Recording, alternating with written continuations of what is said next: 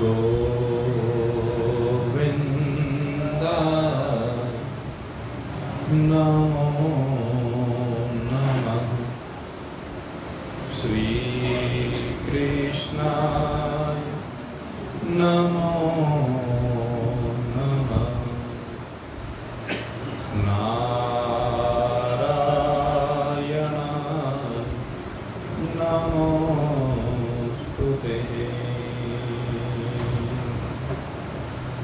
श्रीभगवानुवाच त्रिविधा भवति श्रद्धा देहिनां सा स्वभावजा। सात्विकी राजसी चैव तामसी चेति तां शृणु। सत्त्वानुरूपः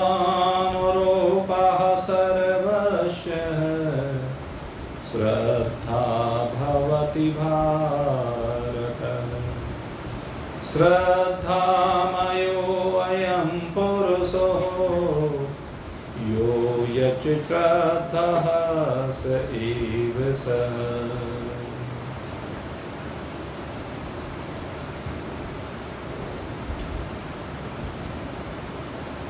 परमात्मा प्रेम को हृदय में समाहित करके श्रद्धा पूर्वक नित्य निरंतर इस मनुष्य शरीर की यात्रा को परमात्मा की ओर आगे बढ़ाते जिज्ञासु।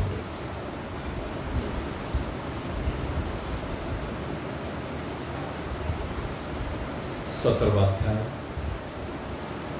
और इस 17वें अध्याय में अर्जुन का प्रश्न कि जो शास्त्र विधि को नहीं जानते हैं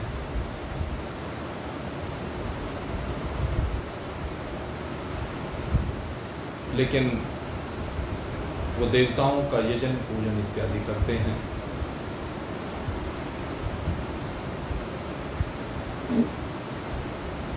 उनके संदर्भ में आपका क्या मत है? उनकी जो श्रद्धा है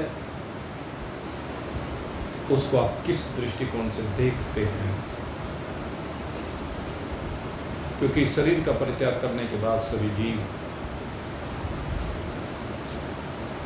आपकी व्यवस्था के अनुसार परलोक का निर्धारण करने के लिए आते ही हैं। तो उनके ऊपर आपकी कैसी दृष्टि होती है?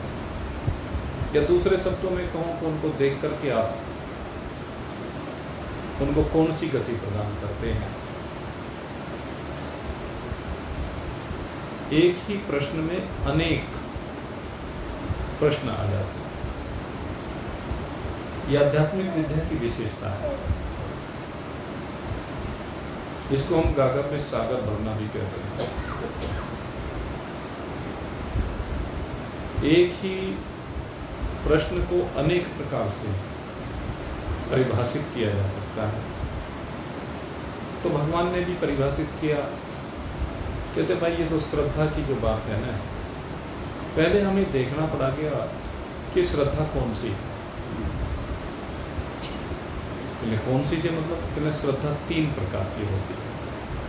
सात्विक, राजसी और तामसी श्रद्धा तो होती ही है, लेकिन जो श्रद्धा है ये उपजी कैसे, इसकी उत्पत्ति हुई कैसे है, सबसे पहले देखने का विषय होता है। और इसी के ऊपर हमारी चर्चा भी चल रही है 2 दिन से। भगवान ने कहा जो पहली श्रद्धा है वो संगजा श्रद्धा कहलाती है, जो संग से उपजती है। किसी अच्छे व्यक्ति का संग करने से, किसी सत्संगी व्यक्ति का संग करने से, उसके द्वारा सुन लेने से जब हमारे हृदय में श्रद्धा उत्पन्न होती है, इसको संज्ञा श्रद्धा कहते हैं। जिस प्रकार से कल आपको दृष्टांत रामदास और धर्मदास का सुना है। रामदास तो पहले से ही श्रद्धा युक्त है, उसकी श्रद्धा तो अद्भुत है। वो महाराज श्री की इच्छा के लिए, अपने गुरुदेव की इच्छा के लिए अपनी सर्वस्व संपत्ति को न्योछावर कर देता है, सारी को बेच करके वाटिका में मंदिर बनवाना चाहता है। लेकिन जब धर्मदास का और उसका संग हुआ, संग तो व्यापारिक दृष्टिकोण से हुआ। जब व्यापारी हैं तो एक ग्राहक होता है कि एक वो जो दुकानदार है, व्यापारी है, उनका व्यापारी का और ग्राहक का नाता होता है। तो ग्राहक बन करके गया रामदास, और माल को बेचने वाला धर्मदास था। तो धर्मदास ने रामदास के भाव को देखा। यहां पर कैसे श्रद्धा बन रही है, सब कुछ तय होने के बाद भी, ये तय हो जाने के बाद कि असरपियां खड़ी करके उस भूमि में बिछाएगा रामदास, और उसके बदले में वो मंदिर की भूमि वहां मिलेगी। ये तय होने के बाद भी धर्मदास ने विचार किया, क्योंकि भाई वो कहावत है ना, अगम बुद्धि वाणी, तो वो तो अगम बुद्धि वाला था। वो तो दृष्टिकोण ये था ना, वो तो लाभ देखता है। व्यापारी को आप कभी भी देख लीजिए, वो तो लाभ देखेगा, मेरा लाभ काहे में है, उसकी संतुष्टि कभी नहीं होती। कौड़ियों के दाम की जमीन असरपियों के भाव में जा रही है। फिर वो विचार करने लगा कि ये मूर्ख तो हो नहीं सकता, क्योंकि उसे दिख रहा है, उसके भाव से दिख रहा है, उसकी संपत्ति भी दिख रही है कि जो इतनी संपत्ति लेकर के आया है, अरबों खरबोपति है, ये कोई मूर्ख तो हो नहीं सकता जो ये थोड़ी सी जगह के लिए इतना पैसा खराब कर रहा। तो उसके मन में विचार उत्पन्न हुआ, और विचार उत्पन्न होने पर पहले रहस्य बता, कि जब तक मैं रहस्य को नहीं जानूंगा तब तक नहीं भाई, मैं ये प्रॉपर्टी तेरे नाम पर, तुझे क्या लेना देना, क्या लेना देना है,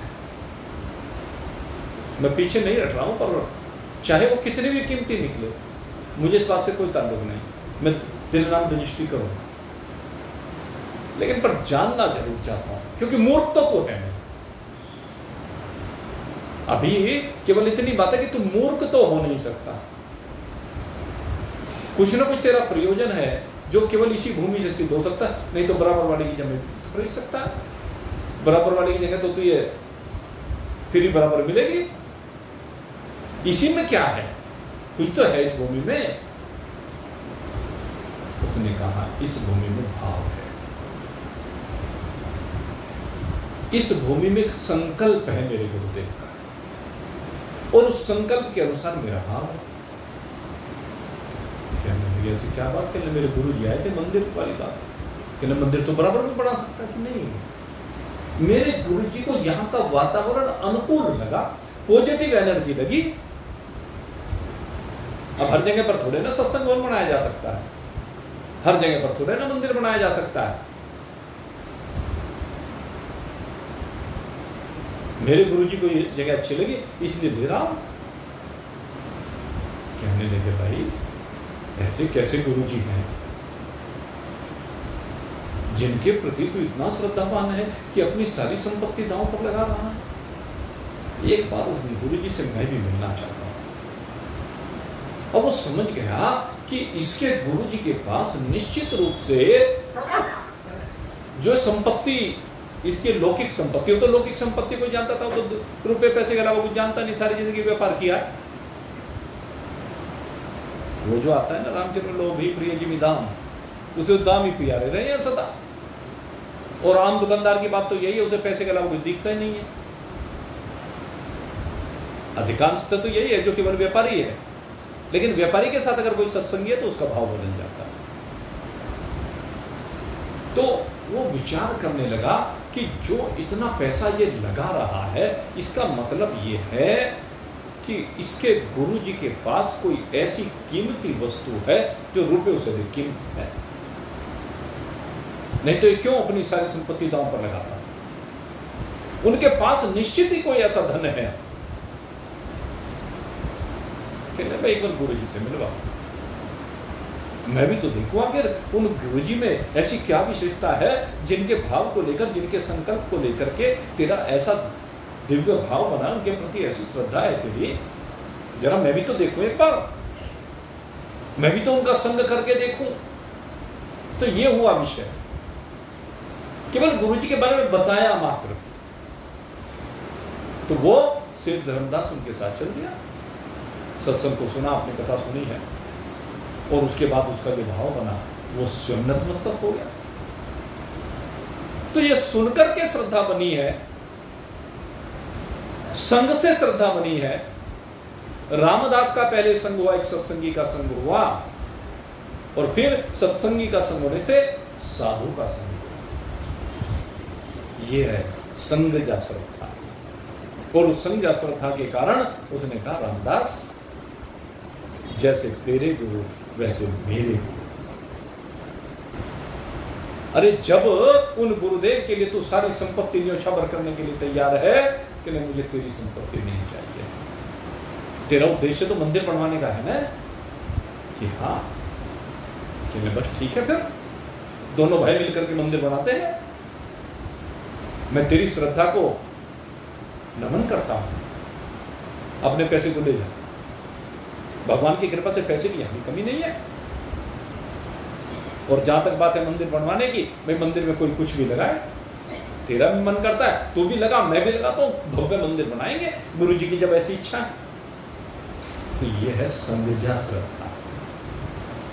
और जो गोस्वामी जी महाराज ने कहा ना, बिनो सत्संग विवेक न होई, राम कृपा सुलभ न सोई। तो धर्मदास के ऊपर ये राम जी की कृपा हुई है भाई।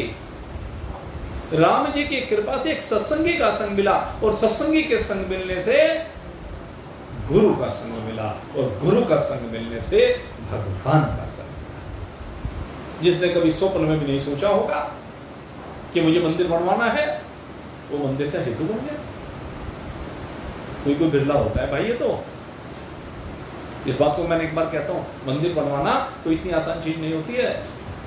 मंदिर में निमित्त बनना कोई कोई बिरला होता, जिसके अंदर ये भाव बन करके आता है। ऐसे ऐसे एक से एक भक्त होते हैं जिनके अंदर भाव होता है, और तुरंत संकल्प करते हैं, और तुरंत संकल्प करके काम शुरू कर देते हैं कि भगवान पूरा करेगा।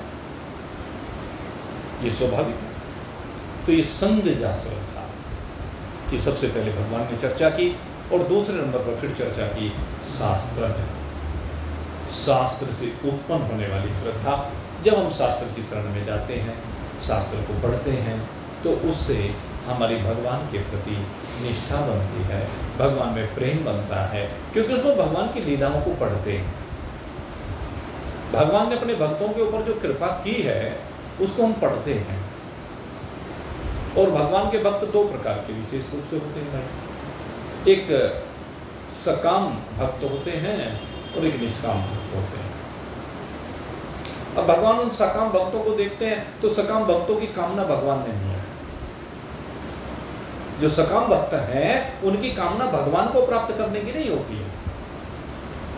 सकाम भक्तों की कामना तो धन को लेकर हो जाती है, संतान को लेकर हो जाती है, पति पत्नी को लेकर हो जाती है, मान सम्मान पद प्रतिष्ठा को लेकर हो जाती है, सांसारिक वस्तुओं या सांसारिक पदों को लेकर के होती है। बस वो चाहता है कि मेरे जीवन में ऐसे संसाधन आ जाए जिससे अनुकूलता बन जाए। तो वो हमारे शास्त्रों में ये चीज भी परोसी गई है।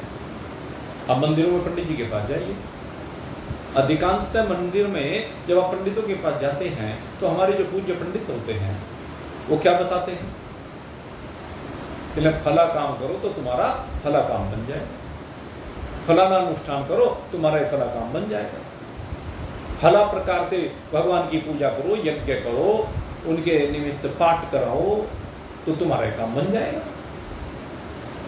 सामान्यतः यही कर, तो ये सब भी हमारे शास्त्रों के अंतर्गत आता है। लेकिन भाई भगवान कहते हैं कि हम इस श्रद्धा की बात नहीं कर रहे हैं। इस श्रद्धा को राजसी या तामसी कहा जाता है। जो इस प्रकार की श्रद्धा बनती है जिसमें व्यापार हो रहा है। व्यापार कैसे हो रहा है? जिसमें व्यापार कैसे हो रहा है? भगवान का पूजन करें, व्यापारिक है। तुम भगवान को भेंट अर्पित करो, बदले भगवान तुम्हें भेंट अर्पित करें। वो जो एक फिल्म आई थी, कौन सी, मुझे नाम तो पता नहीं तो भी, लेकिन उसमें गाना बड़ा प्रसिद्ध हुआ था, तुम एक पैसा दो वो 10 लाख देगा, और हमने सुना छप्पर फाड़ के देगा। हे शिव जी महाराज, सुबह सुबह गद्दी में लाला जी बैठेंगे और कहेंगे चलने बस भगवान आज तो छप्पर फाड़ के दे दो, हाँ? आज तो 10 करोड़ की, 100 करोड़ की, 56 करोड़ की, चलो सबकी अपनी अपनी भावना है, जागी रही भावना जैसी।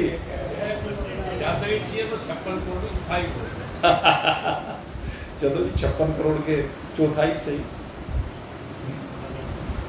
जो भी खाए। तो ये क्या है? भगवान कहते हैं ये साधनाएं, इन चीजों की पूर्ति के लिए साधनाएं, चलिए ये आसुरी संपत्ति है। अब गौर करना है, ये मजाक की बात नहीं है, ये आसुरी संपत्ति है। आसुरी विधि से भगवान का पूजन है ये। इसके अंतर्गत राजसी और तामसी 2 प्रकार की श्रद्धा आती है। ये श्रद्धा सात्विक नहीं होती है, क्योंकि भोगों के लिए तो राजसी है। और अगर यदि यही कामना किसी के अहित के लिए हो जाए तो तामसी हो गई। पूजा भी कर रहा है, भगवान के पाठ भी कर रहा है, मंत्र जाप भी कर रहा है, लेकिन दूसरे का अहित करने के लिए कर रहा है। भगवान प्रकट हो गए, प्रसन्न हो गए, कहने भगवान कुछ मांगना है, कहने हाँ मांगो, पर एक चीज सुन लेना, जो तुम मांगोगे पड़ोसी को दुगना दूंगा। कहने लगे ठीक है। कहने भगवान मेरे घर में 56 करोड़ भेज दे, पड़ोसी घंटे में भेज दिए। कहने भगवान ये क्या बात है, साधन मैंने गरीब माल वो उड़ा रहा, मजा बोलेगा है।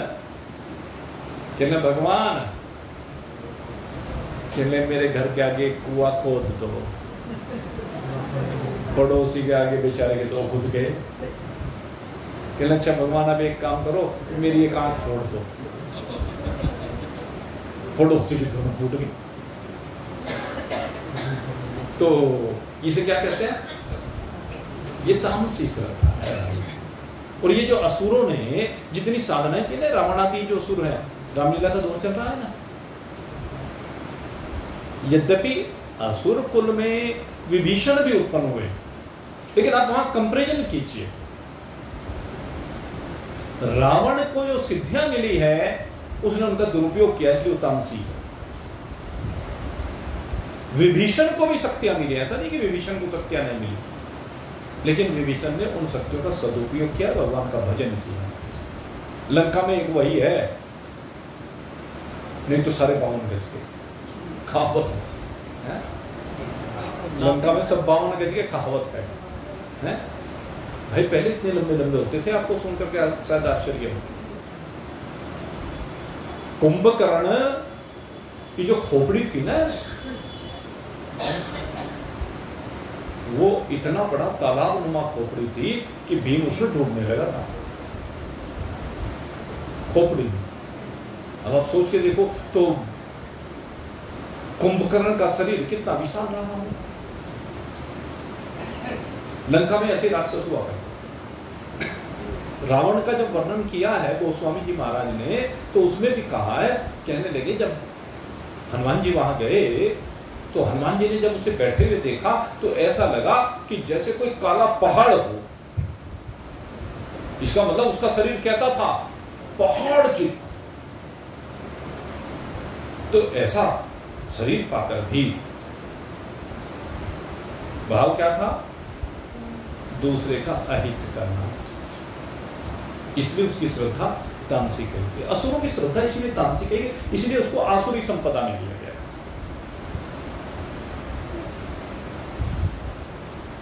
तो शास्त्र में सब चीजों का वर्णन है, लेकिन शास्त्र में सबसे बड़ी बात है कि एक वर्णन और भी है, और वो है दैविक श्रद्धा का, वो है सात्विकी श्रद्धा का।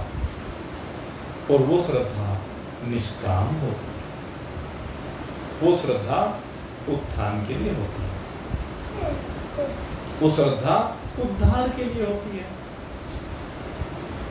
हम भव सागर में जो डोल रहे हैं, इस भव सागर में न जाने कितने शरीर हमने प्राप्त किए हैं, कितनी बार न जाने ऊपर नीचे के शरीरों में आते जाते रहे हैं। लेकिन अब की बार जो संग के कारण से, शास्त्रों का अध्ययन करने से हमारे मन में श्रद्धा उपजी है, तो ये उपजी है कि अब की बार तो भगवान को पाना है, आगे मुझे शरीर नहीं चाहिए। अब शरीर से मोह खत्म हो जाता है। इस श्रद्धा में शरीर से मोह खत्म हो जाता है। क्यों? कि शरीर तो आकाश वायु अग्नि जल पृथ्वी, इन 5 भूतों से बना हुआ है। अब इन 5 भूतों से क्या प्रेम करना? ये 5 भूत तो विनाशी है, क्षणभंगुर है, ये तो निपट जाते हैं भाई, इनसे क्या प्रेम? ये बात समझ में आती है कि प्रेम तो उससे करो कि जो शरीर को चला रहा है, और न केवल शरीर को चला रहा है, इस सारे संसार को चला रहा है। हमें तो उससे प्रेम करना है। तो ये श्रद्धा जब उत्पन्न होती है, इस श्रद्धा को कहते हैं सात्विकी श्रद्धा।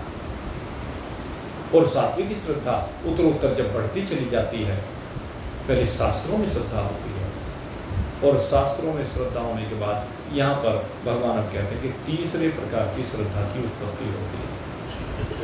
जब कुछ पढ़ लेकर या सुन ले, ये दोनों की दोनों पढ़ने से और सुनने से जो श्रद्धा उत्पन्न हो रही है, दोनों ही शास्त्र जा कही जाती है।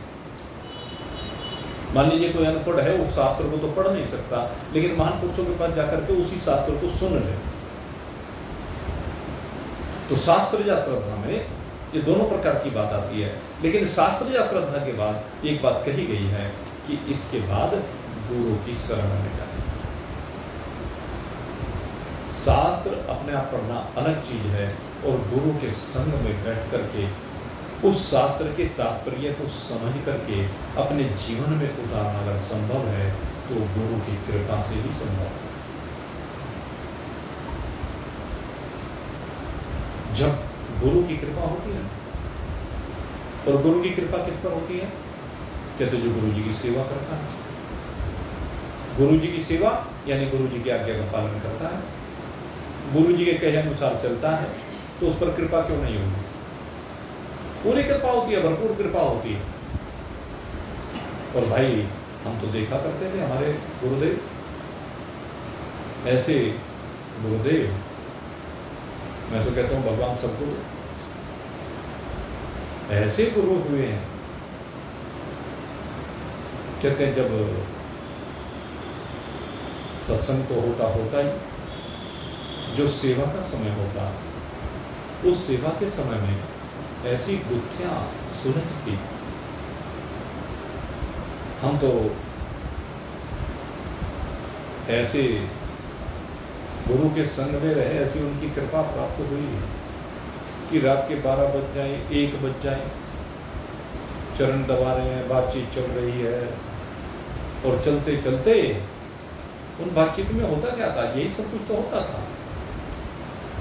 संक्षोभ निवारण, गूढ़ रहस्य, शास्त्र के जो गूढ़ रहस्य हैं वो उस समय समझाए जाते हैं जब एकांत में होता है। एकांत में बैठ करके जब चर्चाएं होती हैं तो जीवन के जितने भी क्लेश हैं सब निवृत्त होते चले जाते हैं। उस समय जो माल मिलता है ना, वो व्यक्तिगत मिलता है भाई, सामूहिक रूप से तो मिलता ही है। लेकिन जब अकेले में बैठ करके सेवा करते हुए, क्योंकि उस समय तो गुरुदेव प्रसन्न होते हैं, समय का बोध नहीं होता है, सीमाओं का बोध नहीं होता है उस समय। उस समय तो बस ये रहता है कि लुटा दूं, पात्रता हो तो गुरुदेव अपना सारा माल लुटा देते, अपने पास कुछ छोड़ते ही नहीं, अपने जिंदगी के अनुभव शेयर करते हैं। आपको एक बात बता दूं, शास्त्र की बात और है और महान पुरुषों के अनुभव की बात और है। भगवान शंकर भी पार्वती जी को अपना अनुभव बता रहे हैं, काकभूषण जी भी अपना अनुभव बता रहे हैं गरुड़ जी को।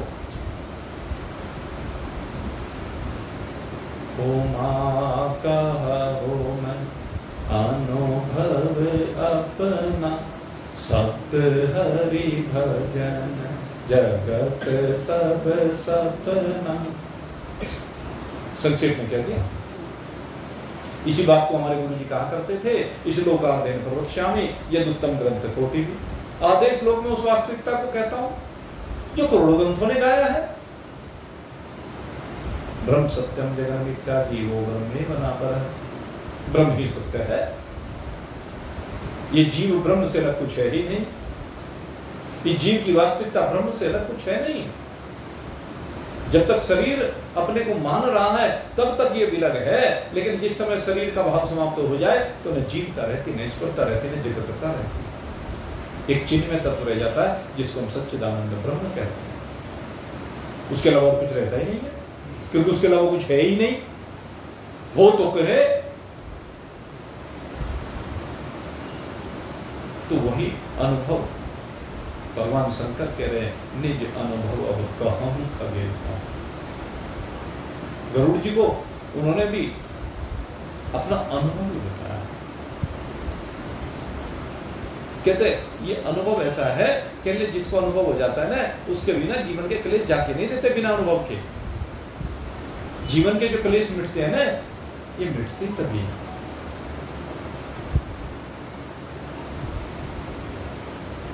तो मेरे मित्रों, तीसरी बात आती है, ये जो सबसे बड़ी श्रद्धा है, कहते महान पुरुषों के संग में रहने से। महान पुरुषों के संग में जब रहते हैं तो कहते हैं उससे जो श्रद्धा उत्पन्न होती है, ये श्रद्धा सबसे श्रेष्ठ श्रद्धा कही जाती है। और ये श्रद्धा किसमें होती है? तो बात ये भी है ना, श्रद्धा किसमें? हमारी जो 6 संपत्तियां हैं, उन 6 संपत्तियों में एक श्रद्धा, सम, दम, तितिक्षा, श्रद्धा, समाधान और उपरति, ये 6 संपत्तियां होती हैं।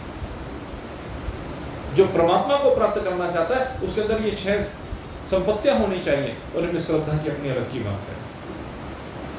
भगवान श्री कृष्ण ने तो ये कह दिया, जो ब्रह्म ज्ञान को प्राप्त करना चाहता है तो बिना श्रद्धा के कुछ हो ही नहीं। अश्रद्धा अश्रद्धस्य अज्ञस्य अश्रद्धस्य संशात्मा विनश्यति। अज्ञस्य अश्रद्धस्य संशात्मा विनश्यति। नायमस्ति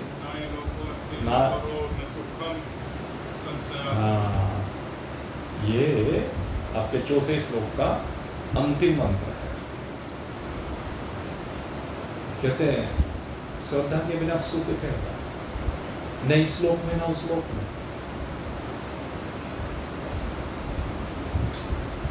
कहीं भी श्रद्धा के बिना सुख नहीं। इसलिए भगवान ने कहा श्रद्धावानम लभते ज्ञान। जिसके अंदर श्रद्धा उत्पन्न हो जाती है उसी को ज्ञान की प्राप्ति होती है। इसलिए भगवान कह रहे हैं कि ये श्रद्धा जो महान पुरुषों के प्रति होती है, और महान पुरुष भी कौन हो, कि तुझे लालची ना, गुरु तो ऐसा चाहिए, कैसा, जिसको शिष्य से कुछ ना चाहिए, पर शिष्य भी ऐसा ही हो कहने जो गुरु को सब कुछ दे। कहने शिष्य ऐसा हो उसके अंदर ये भाव हो कि मेरा सर्वस्व गुरुदेव का, सर्वस्व गुरु की सेवा के लिए, ऐसा शिष्य होना चाहिए। हरिश्चंद्र ऐसे ही शिष्य हैं। विश्वामित्र जी को सर्वस्व तो दे दिया, और न केवल सर्वस्व दिया, अभी तो शरीर को भी बेच डाला, पत्नी को भी बेच डाला, बेटे को भी बेच डाला। अच्छा विचार करके देखो, अगर हरिश्चंद्र ने ऐसा ना किया होता तो आज हमसे याद कर रहे होते। विश्वामित्र जी सच्चे गुरु हैं, उन्होंने परीक्षा ली है और परीक्षा में हरिश्चंद्र सफल हुए हैं। हर व्यक्ति सफल नहीं होता परीक्षा में। महान पुरुषों ने बहुत बार परीक्षाएं ली है और परीक्षा ले लेकर के देखा जो परीक्षा में पास हो जाए वही तो पार उतरेगा, जो परीक्षा में पास नहीं होगा तो कैसे पार उतरेगा भाई? कौन सा तरीका? फेल होगा फिर उसी क्लास में। इसलिए परीक्षा में सफल होना जरूरी है। गुरुजी के प्रति 100% समर्पण, अर्जुन की तरह शिष्य साधिमानतम पर शिष्य और 100% समर्पण। कितने शरण में हुआ कार्पण्य दोषोपत स्वभाव पृच्छामि काम धर्म संभव श्रीयान निश्चितम पुरोहितन में शिष्य साधिमानतम पर। ऐसा सरेंडर करे अपने आप को। वो हुआ ना उपमन्यु, उद्दालक, ये ऐसे शिष्य हुए। बरसात का मौसम, जो आश्रम में वो क्या दिया बड़ी हुई थी। सर्दी का मौसम, बरसात आ गई बहुत ज्यादा। गुरुजी ने उद्दालक को बुलाया और उद्दालक को बुला करके कहा जाओ और जरा देखो कोई डोल टूटी हुई तो नहीं है, अगर टूटी हुई हो तो जरा ठीक कराओ। अब गया आरुणी, ये आरुणी कहा जाता है इसको, आरुणी का पुत्र होने के कारण से। तो वहां पर गया और जाकर के उसने देखा डोल टूटी हुई है। अब मिट्टी उठा करके लगाए वो बह जाए, वो उठाए, कभी इधर से कभी उधर से, बहुत प्रयास किया लेकिन बात बनी नहीं। आखिर में वहां जहां पर डोल टूटी हुई थी अपने आप ही लेट गया हुआ। गुरु जी का आदेश है, और वहीं पड़ा पड़ा बेहोश हो गया। अब भयंकर सर्दी थी लेकिन उठा नहीं। अब प्रातःकाल हुआ, प्रातःकाल जब इधर उधर देखा, अरे वो कहाँ है आरुणी? अरे उसको तो रात डोल ठीक करने के लिए भेजा था, देखो जरा ढूंढो। अब देखा क्या, वहां डोल पर बेहोश पड़ा हुआ, उसको उठा करके लाए। और यही उद्दालक अंत में जाकर के ब्रह्मनिष्ठ ब्रह्म ज्ञानी महान पुरुषों की श्रेणी में सर्वोपरि स्तर को प्राप्त होते, कि गुरु की कृपा को प्राप्त किया, गुरु मंत्र मिला है, गुरु की सेवा करने से। उद्दालक मुनि ने अपने पुत्र श्वेतकेतु को सामवेद के अंतर्गत छांदोग्य उपनिषद में ज्ञान आता है, ये तत्त्वमसि तत्त्वमसि तत्त्वमसि कह करके उसको उसके स्वरूप का ज्ञान प्रदान किया। कहला तू वही है, तू वही है, तू वही है। वही से मतलब तू ब्रह्म है।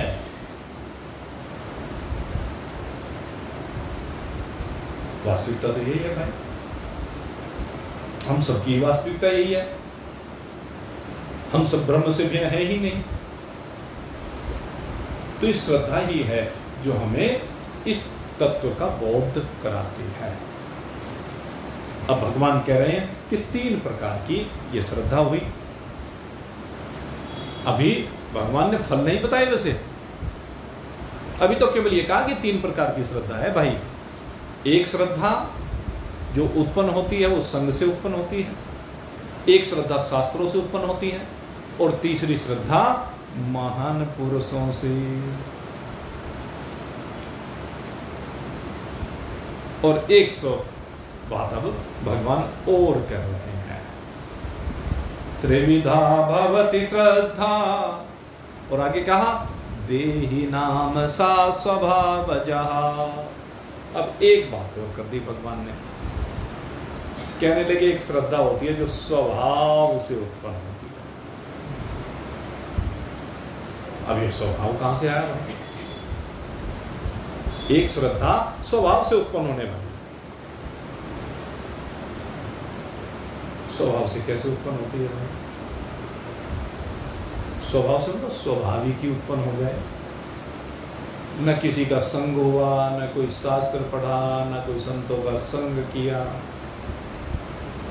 कुछ नहीं किया, किसी ने कहा सुना नहीं, लेकिन अपने आप से ही अंदर से निकल कर आती है। इस श्रद्धा को भगवान ने स्वभाव या कहा। अब स्वभाव के ऊपर चर्चा की जाती है। कहते हैं स्वभाव बना कैसे? तो यहां पर भगवान समझाते हैं कि ये स्वभाव भाई जन्म जन्मांतर के संस्कारों से बना है। छठा अध्याय अगर आपके ध्यान हो तो छठे अध्याय में इसके ऊपर बहुत विस्तार के साथ चर्चा की गई थी कि जहां से यात्रा को छोड़ करके जाते हो, अगले शरीर में यात्रा वहीं से प्रारंभ हो जाती है। शरीर बदलता है, शरीर में बैठा हुआ जीव जो इसमें बैठकर यात्रा कर रहा है, उसकी यात्रा फिर से शुरू हो जाती है भाई। ये यात्रा समाप्त नहीं होके देती है। तो जो भगवान का भक्त पिछले जन्म में रहा है, पिछले जन्म में परोपकार किया है, भगवान की भक्ति की है, या भगवान के स्वरूप का बोध प्राप्त करने के लिए वो आगे बढ़ गया था। कोई भी बात हो सकती है, किसी भी स्थिति में हो सकता है। जो जिस स्थिति में गया है, तो कहते हैं आगे वही संस्कार उदित हो जाते हैं और उसका स्वभाव ऐसा ही बन करके आता है। अच्छा आप देखो, एक परिवार में, अब तो भाई बच्चों को मिसाल देनी भारी हो गई क्योंकि बच्चे रहे ही नहीं, परिवार में बच्चे रहे नहीं। पहले देखो क्या कहते थे भाई, किसी के 5 बेटे हैं, माँ बाप तो वही है, परिवेश तो वही है, एक जैसे परिवेश में सारे पढ़े।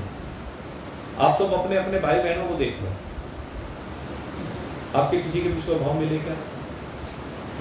माँ बाप ने सबका एक जैसा पालन पोषण किया है, एक जैसे कपड़े, एक जैसा खाना पीना, एक जैसा पढ़ाना लिखाना। माँ बाप तो एक जैसे करते हैं, उनके नजरों में कोई भेद थोड़े ना होता है। लेकिन सारे भाइयों को देखो, सारों के स्वभाव को देखो, सबकी खाने पीने की रुचि भिन्न, पहनने की रुचि भिन्न, चलने की रुचि भिन्न, बोलने की आदतें भिन्न, करने की आदतें भिन्न, संग सबका भिन्न, पढ़ाई में सब भिन्न।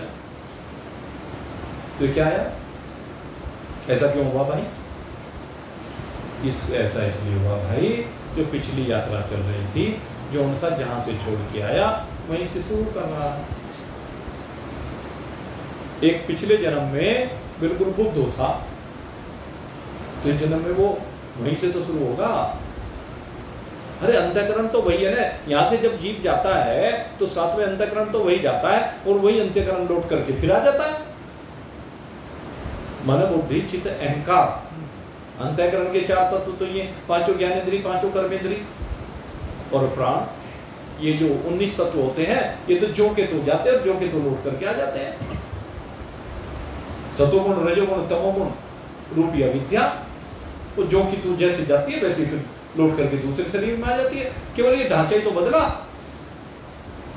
और कुछ नहीं बदलता भाई। सिर्फ ये ढांचा बदल जाता है,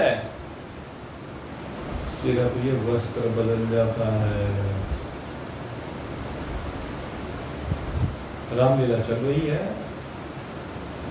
घर से चला, रामलीला में गया, राम जी का रोल किया, हनुमान जी का रोल किया, जितने समय रोल किया, कपड़े अलग तरह की पहन लिए, भाषा अलग तरह की हो गई, और भाव राम में हो गया हुआ।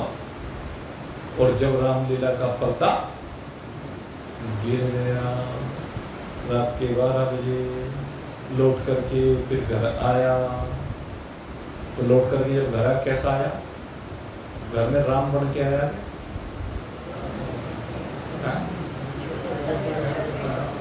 घर में तो उत्तम गया था, उत्तम ही आया भाई, या नहीं आया? वही तो आया ना, बस यही बात है भाई। कुछ ना कुछ तो बदलता होगा कि अंदर से कुछ नहीं बदलता। अंत काल में जो कुछ होता है वो तो जो का तो आएगा भाई। पांचों ज्ञानेंद्रिय गई, पांचों कर्मेंद्रिय गई, अंतःकरण चतुष्ट गया और मन बुद्धि चित्त अहंकार गया, उसमें बदलेगा तो तब ने जब संस्कार मिलेगा, कि परिवेश दूसरा मिलेगा तब बदलेगा। और तो भी ये कहते हैं तेरा जीवन है, उसके बाद रामायण में रोक पड़ने के बाद बहुत सारी मेरी कमियां धीरे वो तो सबके साथ ही होता है। जो भी सत्संग की तरफ लगेगा, राम जी के चरित्र की तरफ लगेगा, उसके अंदर परिवर्तन तो होगा। लेकिन यात्रा जो बात है, एक जगह जहाँ यात्रा आप छोड़ के गए, अगली यात्रा तो वहीं से शुरू होगी ना।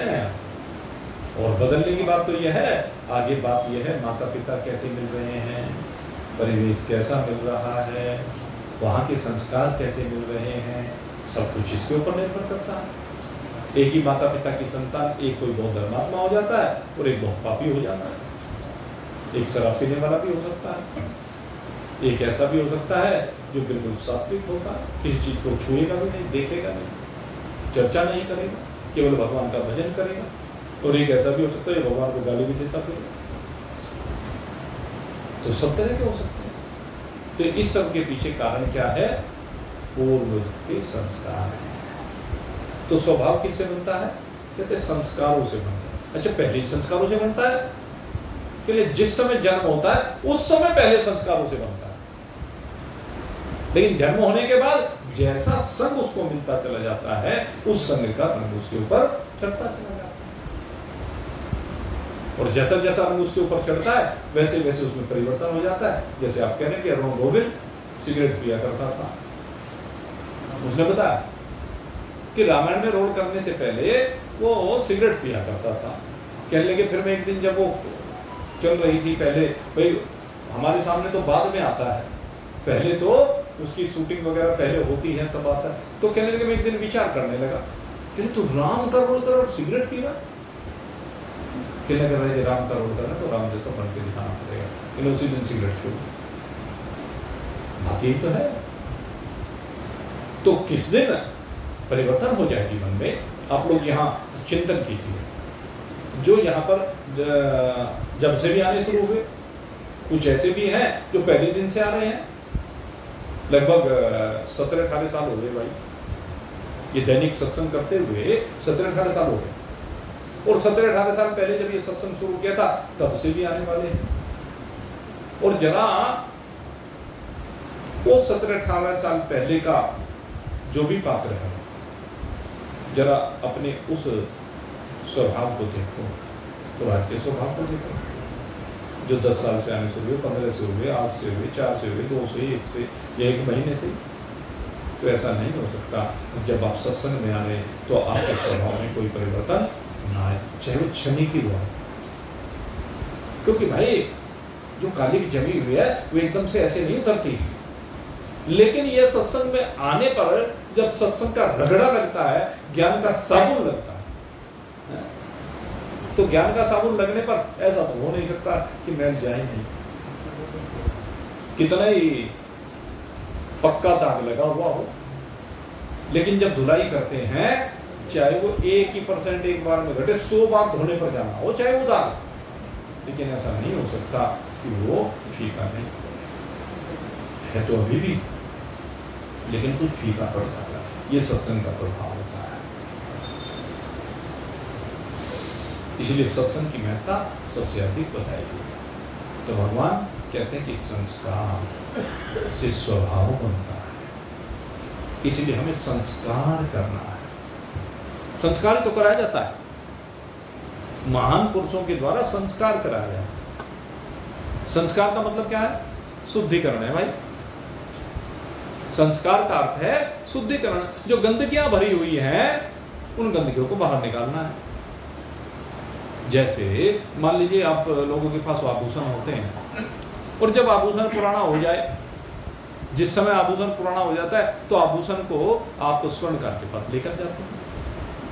मान लीजिए किसी को कोई नेकलेस जो है वो पुराना हो गया, टूटने लगा, रोज टाँके खुलने लगे, तो सोचता है चलो भाई इसको बदल दिया जाए, बेच। अब स्वर्णकार के पास जाए, स्वर्णकार को ले जाकर के देखो भाई, देखा, कहने कितना है, कहने 50 ग्राम का है। कहने ठीक है तो 50 ग्राम के पैसे दे दो। कहने कैसी मूर्खों वाली बात करता है, 50 ग्राम के पैसे कैसे मिल जाएंगे?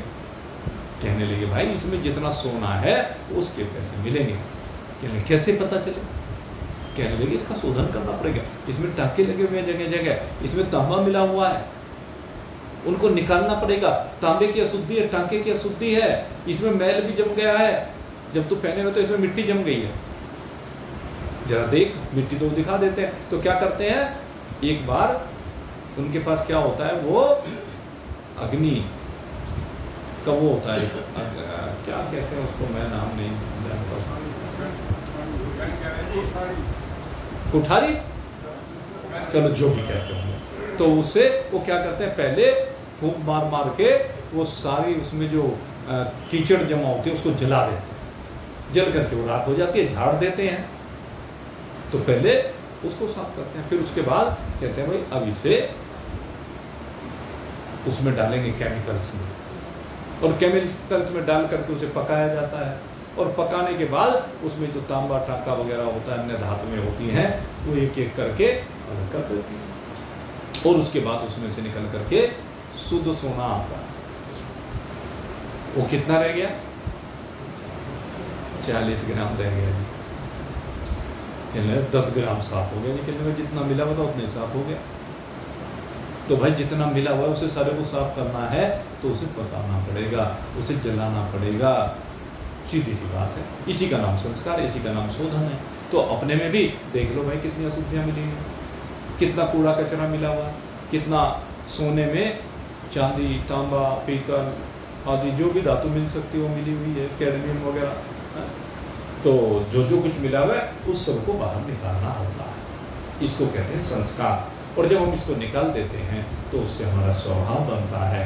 और कौन सा स्वभाव बनता है, जिसके बारे में भगवान 8वें अध्याय में कहते हैं। भगवान ने 8वें अध्याय में बताया स्वभाव को, स्वभावो अध्यात्म उच्यते। मेरा स्वभाव क्या है? कहना अध्यात्म ही मेरा स्वभाव है। और ये अध्यात्म क्या है? कहना जिसके द्वारा उस आध्यात्मिक तत्व को, उस पारमार्थिक तत्व को जाना जाता है। और किस रूप में जाना जाता है? कहते हैं तेरे स्वभाव के रूप में जाना जाता है। कौन सा स्वभाव? कहते तेरा स्वभाव सच्चिदानंद है, सच्चिदानंद रूपाय। कैसा है तेरा स्वभाव? कहते शुद्ध सच्चिदानंद ब्रह्म, ये तेरा स्वभाव है। तो संस्कार करते करते हमारा ये स्वभाव बनता है। और ये कब बनता है?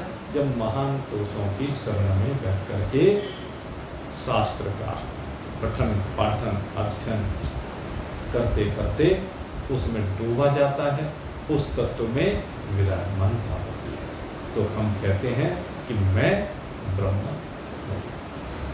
तो यही वास्तविक स्थिति है। इस स्थिति में आप सब विराजमान हो। इन्हीं स्वभावों के साथ आज के सत्संग को अब यहीं पर विश्राम देते हैं। कल को फिर सेवा में हाजिर होंगे। लेकिन कल जो सत्संग होगा वो माता अमृतानंदमयी, एक बहुत अच्छी संत है, यद्यपि केरल से उनका संबंध रहा है, लेकिन अब वो सार्वभौम है। संत कोई एक जगह पर टिकता नहीं। उन्होंने अनपढ़ होने के बावजूद बड़ी दिव्य स्थिति को प्राप्त किया, और ये नहीं कि वो केरल से हैं तो उधर का कुछ अलग से ज्ञान होगा। उनका ज्ञान यही है जो हमारे शास्त्रों में वर्णित है। तो उसकी चर्चा कल करेंगे, और अगर किसी और का भी मन हो उनके संदर्भ में कोई चर्चा करने का, कुछ सुनाने का, तो वो भी सुना सकता है, क्योंकि वो एक बड़ी दिव्य संत है और संपूर्ण विश्व में उनके परोपकार को लेकर के, उनकी भक्ति को लेकर के और ज्ञान योग के तत्व को लेकर के चर्चा होती है। तो कल उनका अवतरण दिवस है, उस पर उन्हीं के निमित्त कल सत्संग किया जाएगा। आप सभी लोग सादर निमंत्रित हैं, क्योंकि कल वो लोग भी आएंगे तो आपको बहुत अच्छा लगेगा। समय यही रहेगा, समय में कोई परिवर्तन नहीं है। बस ये है कि 7:15 बजे गेट खुल जाएगा, ठीक है। फिर जैसा जिसका बोलिए सच्चिदानंद भगवान की